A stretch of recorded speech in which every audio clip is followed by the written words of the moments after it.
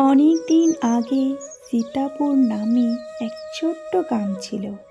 সেই গ্রামে রঘু নামে এক কৃষক বাস করত। রঘু খুব মেহনতি ছিল, কিন্তু সবসময় সে তার ছোট্ট জমি আর কম আয়কে নিয়ে খুব দুঃখ করত।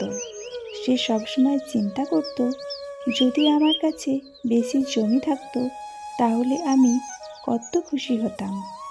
একদিন রঘুর সাথে এক সাধু দেখা হয়। সাধুটি রঘুকে আশীর্বাদ দিয়ে বলে, আমি তোমাকে একটা সুযোগ দিচ্ছি।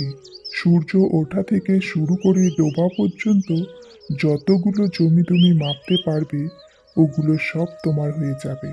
কিন্তু একটা শর্ত আছে, সূর্য ডোবার আগে তোমাকে ফিরে আসতে হবে সেই জায়গায় যেখান থেকে তুমি যাত্রা শুরু করেছিলে, না হলে তুমি সব হারিয়ে ফেলবে। এই কথা শুনে রঘু খুব খুশি হয়ে যায়। পরের দিন সে সূর্য উঠবার আগেই রেডি হয়ে যায়। যেমনি সূর্য ওঠে ও খুব জোরে জোরে দৌড়াতে শুরু করে দেয়। ও লোভে অনেক দূর পর্যন্ত চলতে শুরু করে, বেশি জমি পাওয়ার চক্করে। সন্ধ্যা হতে হতে সূর্য ডুবতে শুরু করে। রঘুর মনে পড়ে তাকে সেই স্থানে পৌঁছাতে হবে যেখান থেকে ও যাত্রা শুরু করেছিল।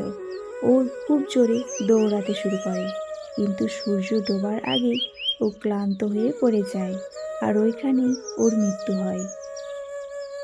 তখন সাধুটি মৃদু হেসে বলে, তোমার এত জমি চাওয়ার ছিল, কিন্তু শেষে তোমার কেবল 2 গজ জায়গায় চাওয়ার ছিল।